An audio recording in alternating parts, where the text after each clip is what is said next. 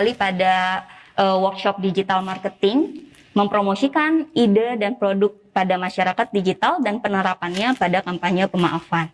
Oke, saat ini dilanjutkan dengan saya, Kuroizin Kartikarini, dan juga Ibu Indria Hapsari.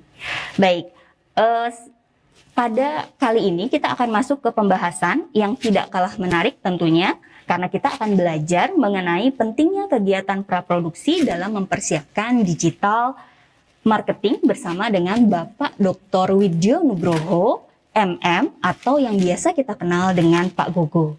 Sebelum saya membacakan CV beliau, kita lihat dulu tayangan testimoni responden terkait pemaafan dan reach to forgiveness.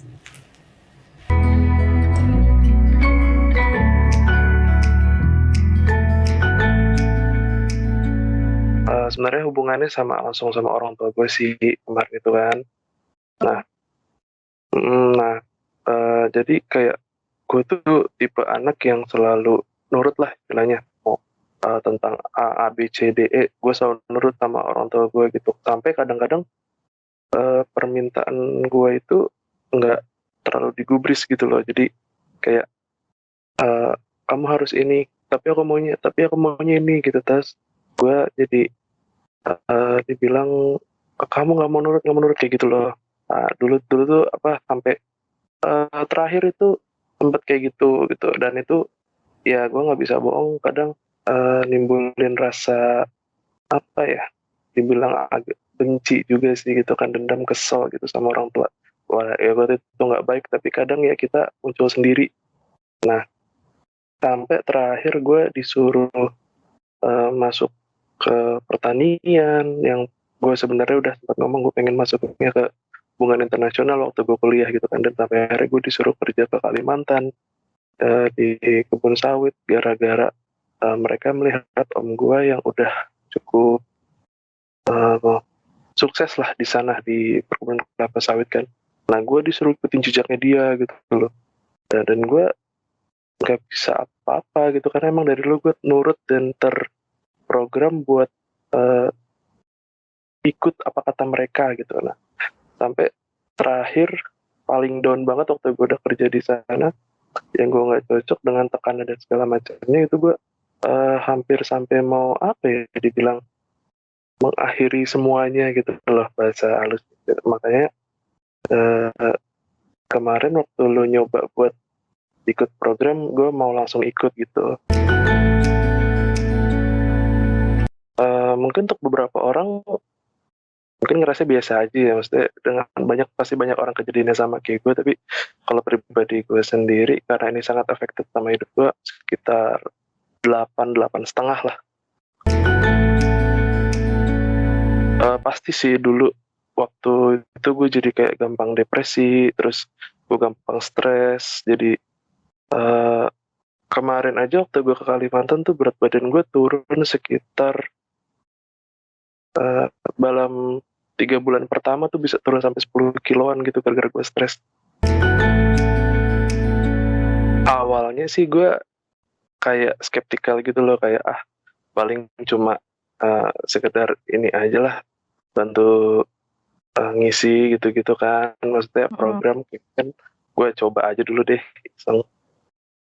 Dan ternyata makin berangsur gue ngisi, dari mulai awal-awal kan dia startnya slow gitu kan, pace-nya ngisinya sedikit-sedikit gitu kan. Sambil belajar, gue baca teorinya, ternyata dari yang gue prediksi itu mental semua gitu loh. Kayak, wah nih bener-bener mulai bisa ngebantu gue ngendaliin emosi gue gitu loh. Dan pas mulai sampai pertengahan, dari seperempat ke pertengahan itu gue baru, oh iya bener, kemarin gue serius tuh ngerjain tuh sampai akhir tuh. Wah, dan gue bener-bener kaget sih akhirnya waktu di akhir udah, gue akhirnya jadi berani buat ngomong gitu loh sama orang tua gue soal keadaan gue yang sekarang, tentang apa, dan itu ngebantu banget.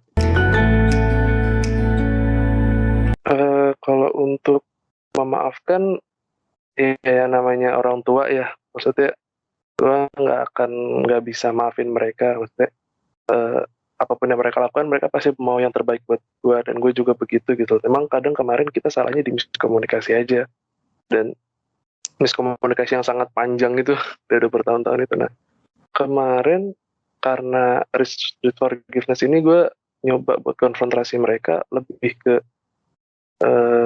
apa sih yang gue rasain gitu sebenarnya tentang ini, dan tentang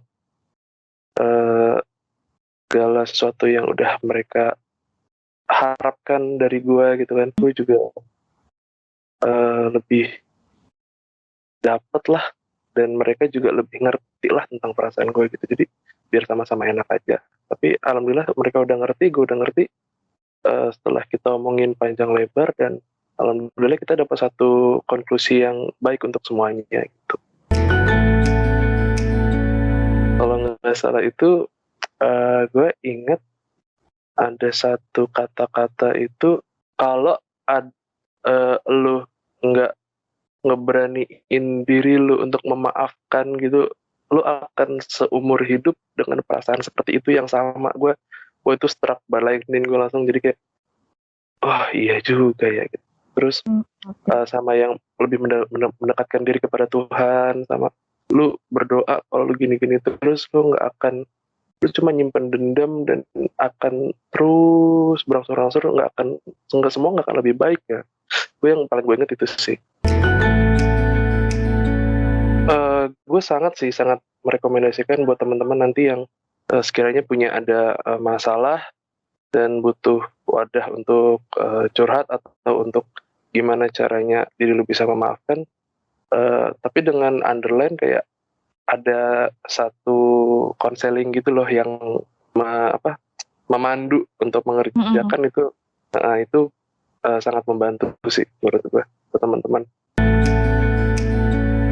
Pesan-pesan gue sih buat orang yang kira-kira nasibnya sama kayak gue pengen ngasih tahu mereka itu orang tua itu sebenarnya pengen yang terbaik buat lo. Orang tua itu pengen segala sesuatu hal yang baik buat lo, yang menurut mereka itu jalan yang paling bagus buat lo. Tapi itu juga harus sejalan sama apa yang lo pengen, sejalan sama apa yang lo harapkan di kemudian hari gitu. Soalnya percuma mereka menganggap itu baik, tapi di satu sisi lu menganggap itu tidak baik, ya apa gunanya gitu loh.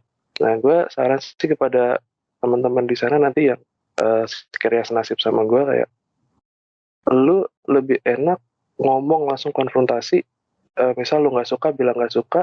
Orang tua lu nggak suka, bilang nggak suka. Lu cari jalan tengahnya yang paling bagus gimana sebelum semuanya terlambat gitu. Kayak gue udah kayak kelewat kuliah gitu kan, wah udah terlambat banget. Tapi seenggaknya lebih baik terlambat daripada tidak sama sekali. Ya, baik, itu tadi adalah testimoni dari salah satu peserta penelitian pemaafan. Nah, sebelum kita masuk ke materi yang akan diberikan oleh Pak Gogo nantinya, saya akan pertama membacakan dulu sedikit CV dari beliau gitu ya. Nama lengkap beliau adalah Dr. Widyo Nugroho MM atau biasa dipanggil Pak Gogo. Beliau ini memiliki banyak sekali penulisan haki, dan beliau ini adalah Kepala Sentra Haki di Universitas Gunadarma. Beliau juga merupakan salah satu pengajar di Universitas Gunadarma. Beliau sebelumnya pernah bekerja sebagai penulis film pendidikan ACI atau Aku Cinta Indonesia di Pustekom Jakarta, dan juga pernah bekerja sebagai penulis lepas film pendidikan sekolah di Televisi Pendidikan Indonesia. Beliau sebelumnya menyelesaikan pendidikan S1-nya di jurusan Teknologi Pendidikan di IKIP Jakarta. Pendidikan S2-nya beliau selesaikan di Universitas Gunadarma dengan jurusan Manajemen Asuransi. Pendidikan S3, beliau menempuh pendidikan S3 2 kali. Yang pertama, Teknologi Pendidikan di Universitas Negeri Jakarta, dan juga Ilmu Ekonomi di Universitas Gunadarma. Beliau sudah banyak melakukan penulisan, baik internasional maupun nasional. Salah satu penelitian internasional yang beliau diterbitkan di Sagepap pada tahun 2020 dengan judul Optimizing Good Corporate Governance Mechanism to Improve Performance Case in Indonesia Manufacturing Companies. Kemudian ada beberapa juga publikasi jurnal di nasional. beliau menulis jurnal tentang analisis pengaruh manajemen pengetahuan di jurnal Indonesia Social Science, dan juga beliau juga aktif dalam penulisan buku. Ada buku tentang pengantar teknologi radio dan televisi pada tahun 2021. Kemudian juga ada buku mengenai guru mengajar di tengah pandemi, dan juga harta kekayaan waruga paripurna dalam perspektif wawasan filsafat ilmu. Itu tadi beberapa tulisan dan juga buku yang pernah dibuat oleh Pak Gogo. Untuk mempersingkat waktu, kayaknya peserta workshop juga udah nggak sabar ya Bu Kurai untuk mendengarkan penjelasan dari Pak Gogo. Kepada Pak Gogo, kami persilakan waktu untuk menjelaskan. Terima kasih. Assalamualaikum warahmatullahi wabarakatuh. Hari ini kita akan sharing tentang bagaimana pentingnya proses praproduksi dalam membuat sebuah digital marketing. Seperti kita ketahui, digital marketing saat ini sedang booming, ya. Bagaimana prosesnya dari mulai praproduksi, produksi sampai pasca produksi akan kita bahas pada sesi pagi ini sampai siang. Wabil khusus saya hanya akan menjelaskan pada tahapan praproduksi. Siang nanti kita akan ketemu lagi dengan narasumber lain yang akan menjelaskan tentang bagaimana dari naskah kemudian diterjemahkan menjadi sebuah digital marketing. Seperti kita ketahui, kalau kita bicara digital marketing, waktu yang dibutuhkan tidak lebih dari 1 menit untuk pembuatan sebuah video digital marketing, ya. Dengan durasi 1 menit dituntut kreativitas tinggi sehingga para pemirsa atau target audience langsung teringat tentang brand yang dikomunikasikannya. Baik, kita akan lihat, kita akan ikuti bagaimana pentingnya praproduksi dalam sebuah pembuatan digital marketing berikut ini. Pentingnya kegiatan praproduksi dalam mempersiapkan digital marketing. Seperti kita ketahui, di era digital seperti saat ini, video iklan merupakan alat marketing yang wajib dimiliki oleh setiap brand atau perusahaan. Karena video terbukti mampu meningkatkan kepercayaan konsumen terhadap brand atau perusahaan yang menggunakan video sebagai bagian dari strategi marketingnya. Selain untuk tujuan awareness, video juga dapat meningkatkan penjualan brand perusahaan. Lalu, bagaimana tahapan dalam membuat atau memproduksi sebuah marketing digital atau video? Sebenarnya ada 3 tahapan.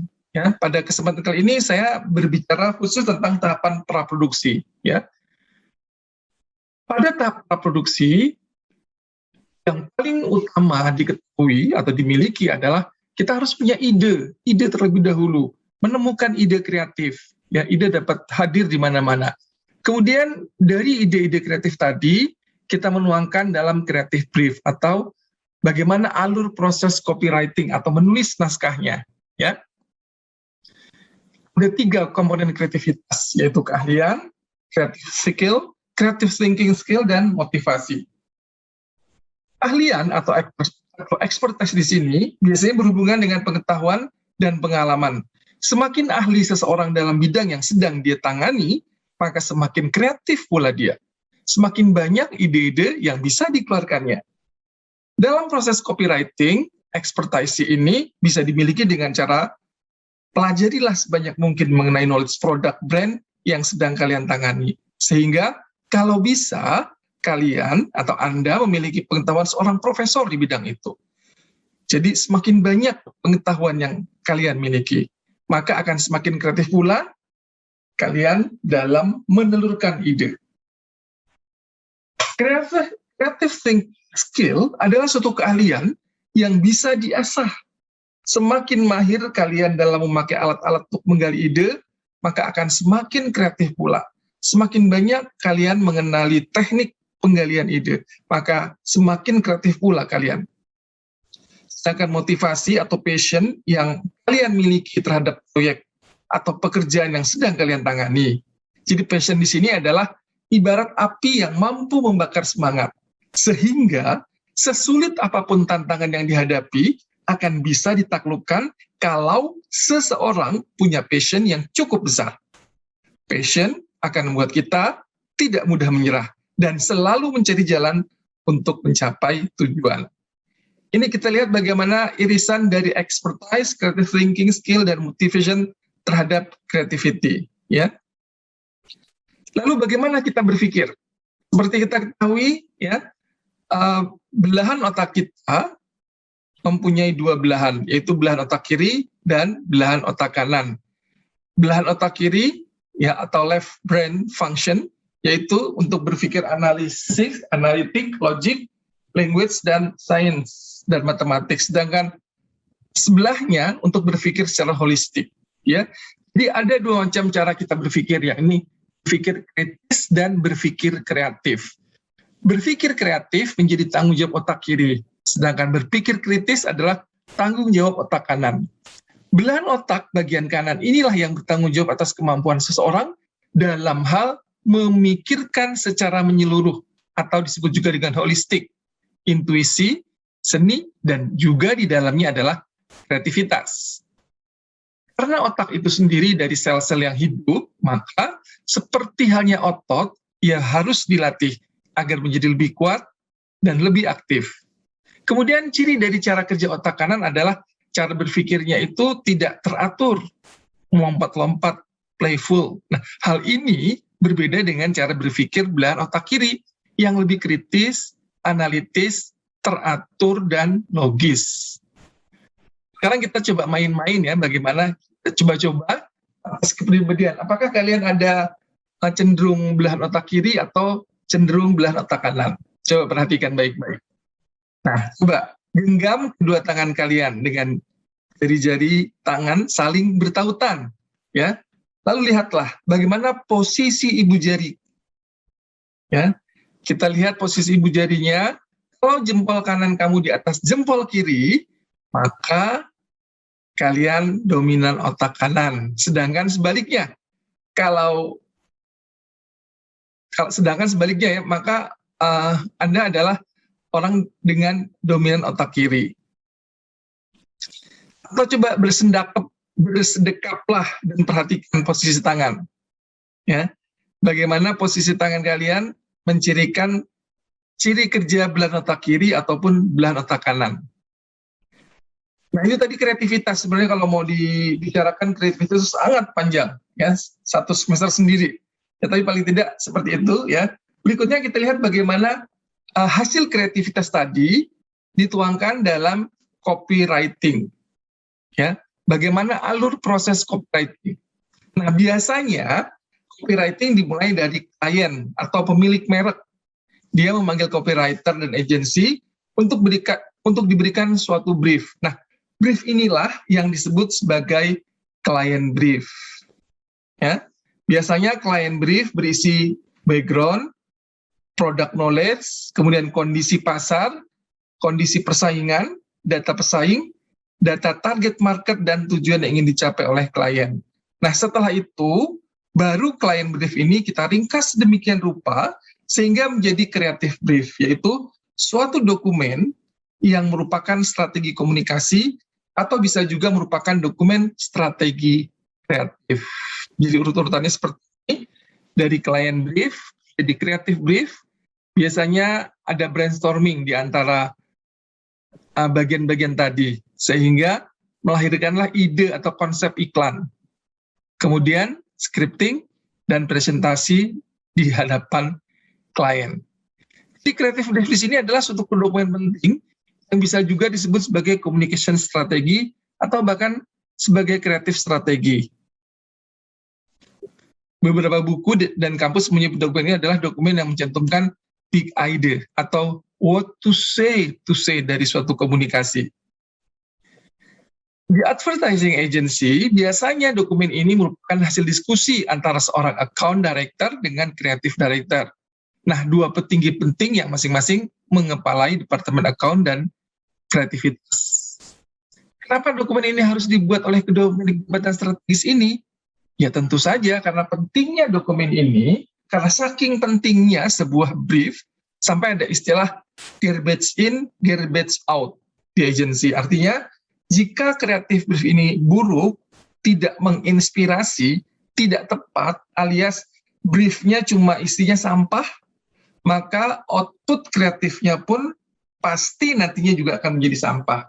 Alias nggak bakal bisa jadi materi kreatif yang berhasil mencapai tujuan yang telah ditetapkan oleh klien. Di kreatif brief di sini adalah dokumen yang menjadi awal adanya komunikasi pemasaran yang efektif.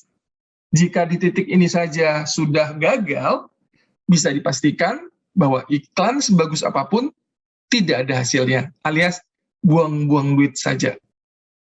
Kemudian seperti apa kreatif brief yang baik? Pertama, kreatif brief biasanya juga disebut sebagai brief saja. Brief yang baik adalah brief yang cukup singkat dan padat, namun jelas dan tajam. Brief yang baik juga akan mampu menghasilkan iklan atau materi komunikasi yang baik juga, yakni iklan yang mampu mencapai tujuannya. Kemudian brief yang baik akan mampu merangsang tim kreatif untuk membuat iklan yang bisa membangun positif brand value. Dan brief yang baik biasanya adalah hasil dari analisis yang baik pula, yaitu meliputi SWOT analysis dan competitive analysis. Ya, brief yang baik juga, ya. Berikutnya, analisis ini yang dilakukan terhadap data yang dikumpulkan dalam kegiatan survei yang meliputi market condition survey, ya, kemudian product knowledge dan consumer insight survey. Kalau klien tidak punya budget khusus untuk survei, maka agensi akan atau bahkan copywriter sendirilah yang harus melakukan survei ini. Survei minimal dilakukan pada 30 responden yang mewakili target audiensnya dan dipilih secara acak. Metode yang umum digunakan adalah melalui telepon, tetapi saat ini banyak juga yang melalui media internet seperti Twitter, email, dan lain-lain. Ya, jadi ini gambaran SWOT analysis untuk mendapat ide, ya, di mana kekuatan, ya, kelemahan, dan juga traits dari para pesaing kita. Manfaat dari analisis ini adalah untuk menentukan dan menemukan apakah produk atau jasa atau brand atau corporate kita memiliki keunggulan atau disebut juga dengan unique selling proposition atau USP yang bisa dikomunikasikan atau tidak. Jika ternyata produk atau jasa tersebut tidak memiliki keunggulan spesifik dibandingkan dengan pesaingnya, maka produk atau jasa tersebut biasanya kita sebut sebagai parity product, dan ini akan menentukan pendekatan atau strategi komunikasi apa yang diambil. Sedangkan competitive analysis di sini merupakan, ya, analisis produk atau jasa yang sedang kita tangani dibandingkan dengan pesaingnya. Nah, dalam proses copywriting, analisis ini diperlukan untuk melihat positioning lawan dan apa yang mereka tawarkan atau yang mereka jual sebagai main promise atau fitur unggulannya. Caranya adalah dengan memantau iklan mereka, khususnya slogan yang mereka usung. Sedangkan market survei di sini, yaitu survei pasar, biasanya bisa ditanyakan kepada klien. Tapi kalau ternyata klien pun tidak tahu, maka terpaksa kita sendiri yang harus melakukannya, meskipun hanya dengan small survei untuk mengetahui posisi kita di pasar. Elemen survei, ya, biasanya yang kita masuki, ya, seperti apakah keadaan pasar yang kita masuki? Apakah sudah jenuh? Pasarnya baru mulai atau sedang-sedang saja? Atau di mana posisi kita sekarang? Apakah sebagai market leader, pemain sedang, atau pemain kecil di pasar? Atau siapa yang menjadi pemimpin pasarnya?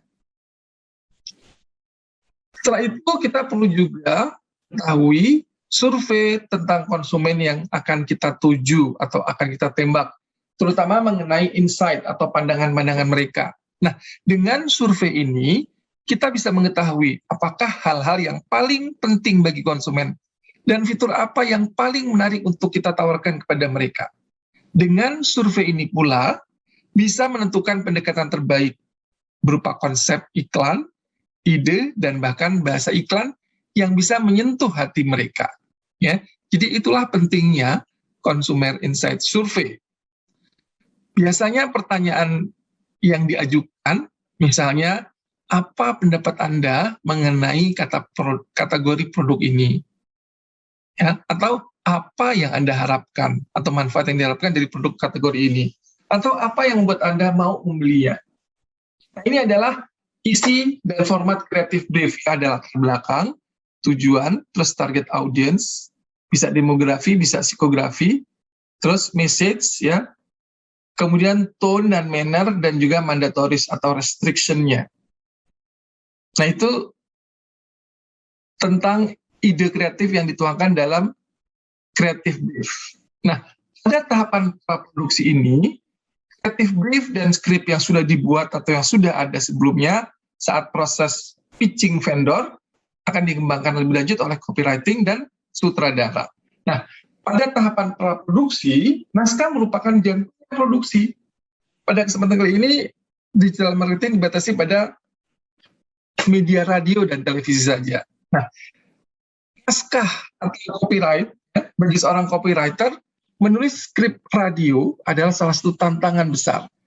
Hanya copywriter yang sangat berbakat yang mampu menghasilkan spot iklan radio yang bagus. Hal ini karena tingkat kesulitan yang dihadapi dalam menulis naskah radio bisa dibilang cukup tinggi, mengingat umur media ini yang sudah sangat tua. Ya, maka sudah banyak pula aneka ide termasuk iklan yang dikumandangkan di sana, sehingga dibutuhkan kreativitas yang sangat tinggi untuk bisa menciptakan sebuah spot radio yang betul-betul fresh. Berikutnya kita lihat bagaimana digital marketing melalui media radio. Adapun kekuatan media radio, pertama adalah imajinatif atau theater of mind. Salah satu kekuatan radio adalah adanya peluang untuk menggunakan suara guna menciptakan gambaran dalam pikiran pendengar. Ini hal yang tidak bisa dicapai oleh media TV ataupun media cetak lainnya. Kenapa? Karena dengan radio, orang bisa memiliki gambaran sendiri tentang idolanya. Ketika suara radio memperdengarkan suara perempuan mendesak, maka setiap orang memiliki gambaran berbeda mengenai figur wanita seksi. Ada yang menggambarkannya sebagai wanita muda yang langsing dan berkulit putih. Namun, ada juga yang menggambarkan sebagai wanita muda yang bertubuh montok dan sinta. Ya, karena gambaran visual dari kata seksi bagi setiap orang itu berbeda. Radio mampu memberikan ruang di mana pendengar memiliki kebebasan penuh untuk mengembangkan imajinasinya. Kekuatan iklan radio adalah bisa mengembangkan imajinasi pendengar, yang mana imajinasi ini bersifat sangat pribadi. Yang kedua adalah segmented. Karena begitu banyaknya stasiun radio yang mengudara di Indonesia, maka mau tidak mau, masing-masing radio menggunakan strategi marketing untuk tetap eksis. Efeknya adalah stasiun radio menjadi sangat segmented. Bukan saja menyasar pada segmentasi demografi semacam usia, status sosial ekonomi, gender, dan lain-lain, namun sudah menyangkut area psikografi. Misalnya, sama-sama menyasar anak muda, namun segmen radio Prambors secara psikografis berbeda dengan segmen radio hard rock FM dan lain-lain, ya. Segmentasi yang sangat sempit ini memungkinkan pemilik brand melakukan komunikasi marketing dengan lebih tajam, lebih sesuai dengan segmentasi brand mereka. Kemudian yang berikutnya, radio adalah medium yang sangat imajinatif. Padahal, seperti kita ketahui, imajinasi itu bersifat sangat pribadi. Misalnya, mendengar kata bayi yang lucu, maka gambaran yang muncul dari setiap pendengar tentu berlain-lainan. Radio adalah medium yang intim, personal, sehingga melalui iklan radio, sang pengiklan bisa secara emosional, membuat konsumen bisa menjadi lebih dekat dengan produk atau layanan yang ditawarkan. Berikutnya adalah radio di Indonesia bisa dikatakan sebagai satu-satunya media yang bisa menjangkau daerah-daerah terpencil, di mana bahkan TV pun sulit ditangkap. Berikutnya, kekuatan media radio adalah saturated. Mengingat usia medium radio sudah tua, maka sudah pasti ada begitu banyak iklan radio yang sudah pernah diperdengarkan.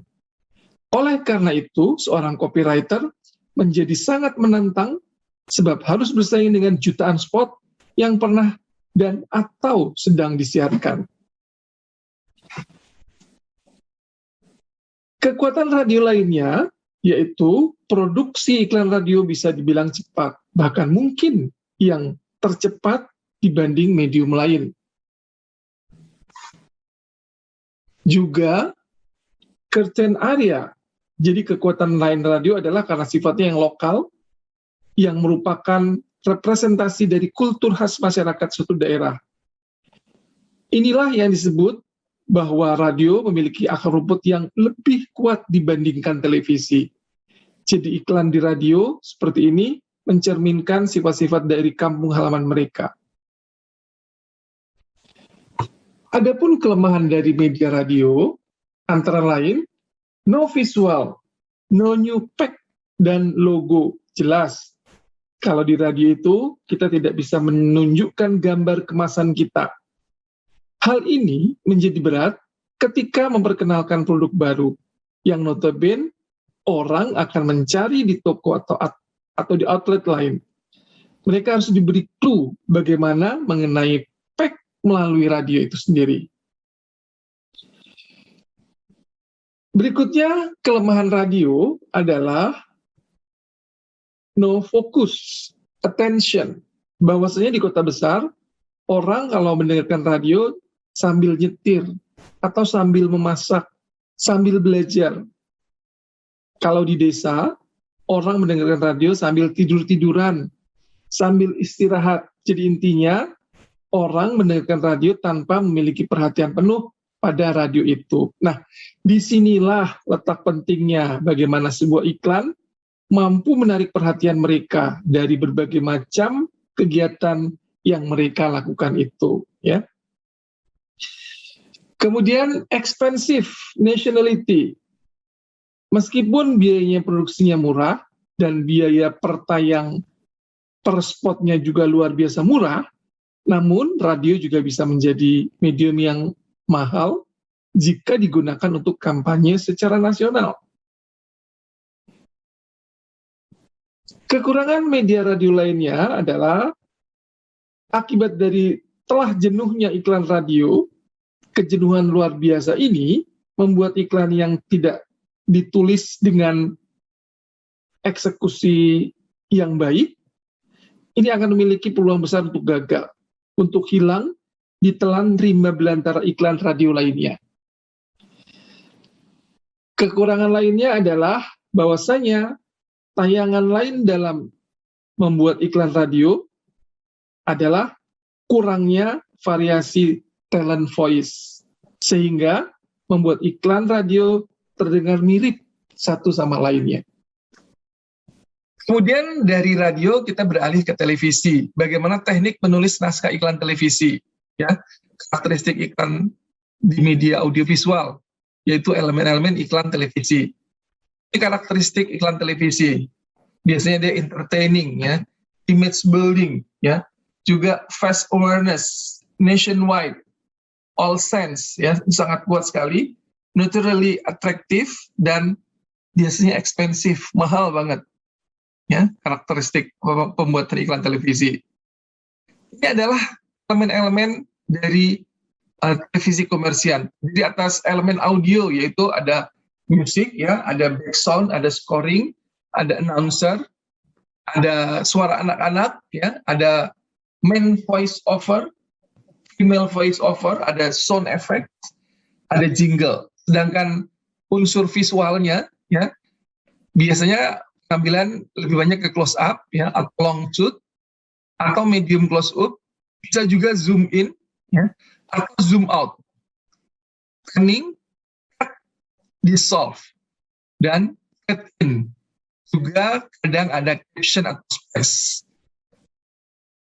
Talent juga diperlukan dalam elemen program televisi. Kalau talentnya tidak bisa dihadirkan, kita bisa menggantikannya dengan animasi. Ini adalah ciri iklan TV yang baik. Pertama adalah kita berpegang pada AIDA, hukum AIDA. Ya. Ciri iklan yang baik juga adalah dia mempunyai big idea dan juga menghibur, dan unexpected. Kadang-kadang juga ciri iklan yang baik juga adalah talk of the town. Kita lihat bagaimana hukum AIDA.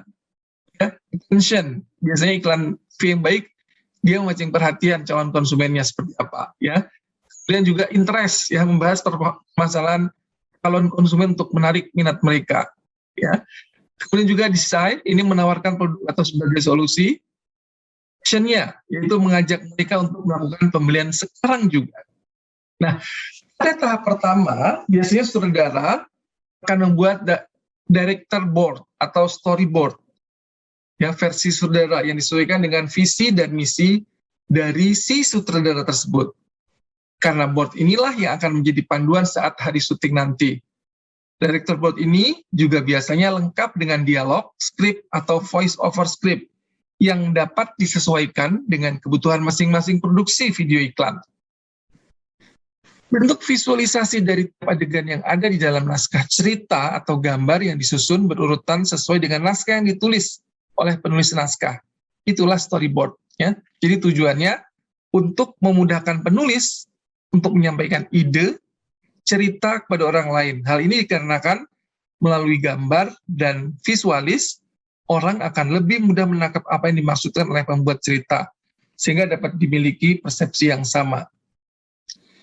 Kemudian sutradara akan membuat director treatment, yaitu panduan treatment yang akan membantu perusahaan atau brand dan seluruh tim yang terlibat dalam memahami visi dan misi sutradara dalam produksi video iklan tersebut.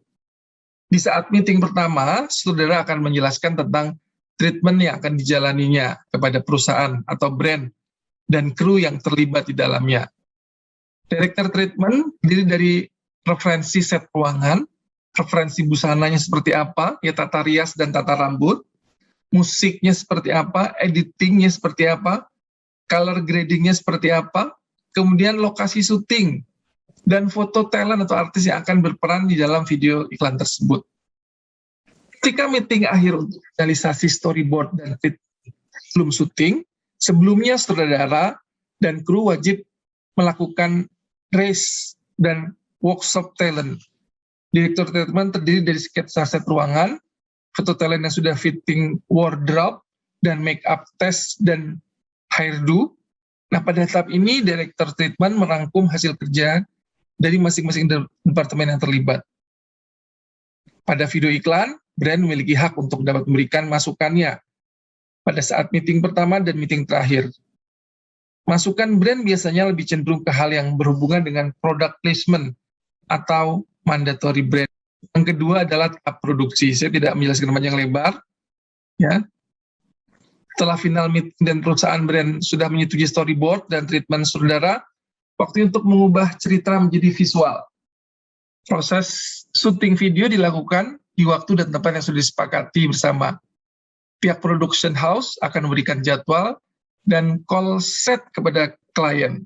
Proses syuting akan mengacu pada storyboard dan director treatment.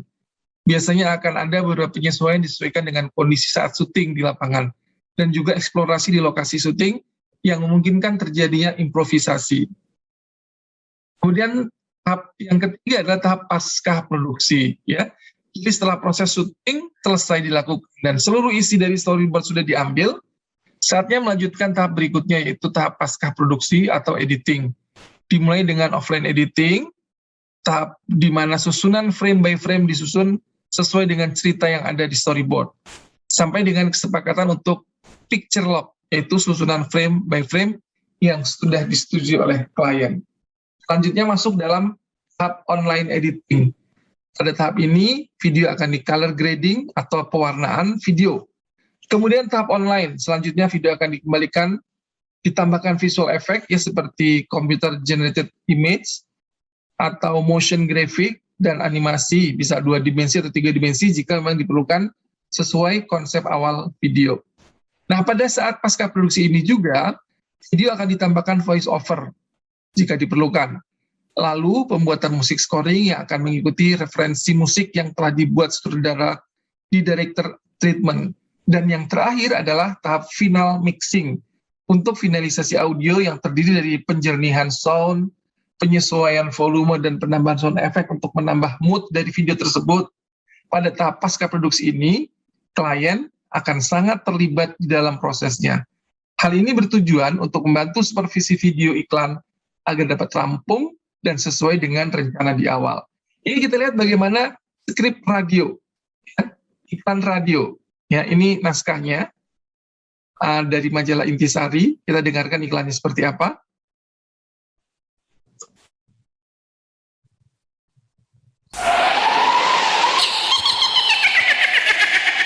Ronald Reagan, temuilah Gorbachev di Reykjavik dan penandatanganan perjanjian pengurangan senjata nuklir itu harus hari Minggu.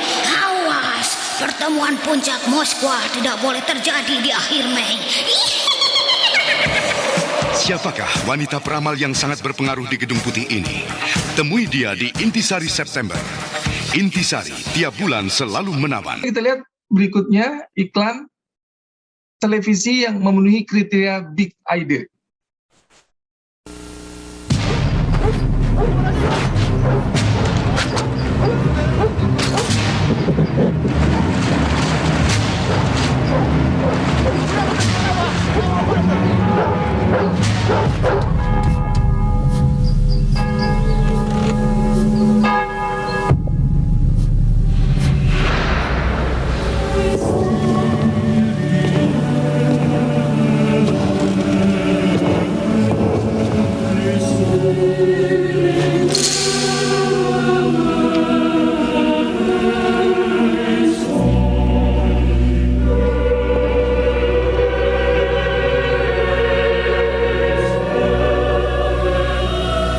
Demikian yang sudah kita lihat bersama bagaimana pentingnya proses praproduksi dalam sebuah pembuatan digital marketing ya.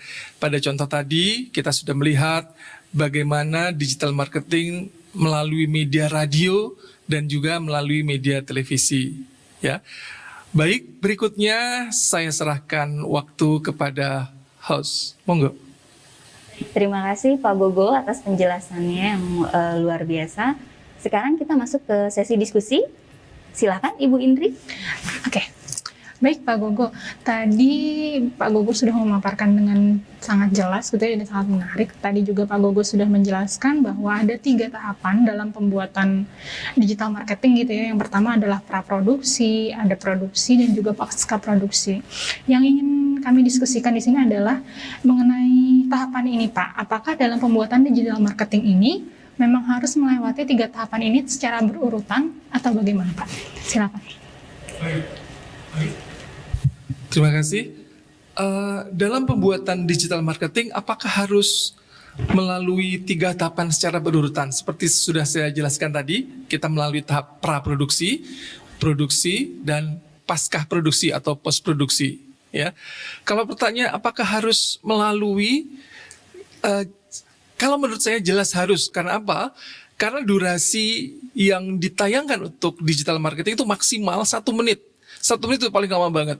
Bayangkan coba, kalau tidak berurutan waktunya, ya, misalnya ngambil gambar dulu, ya, kemudian ketika harus eksekusi pada tahap editing atau pasca produksi, ternyata brandnya lupa diambil gambarnya, atau ternyata suara yang harus dikeluarkan salah, konsepnya salah ya, karena tidak mengikuti aturan maunya iklan dulu dibuat dulu, diambil gambarnya baru nanti baru ditulis naskahnya atau kebalikannya. Jadi kalau menurut saya sebaiknya memang harus berurutan, dimulai dari praproduksi.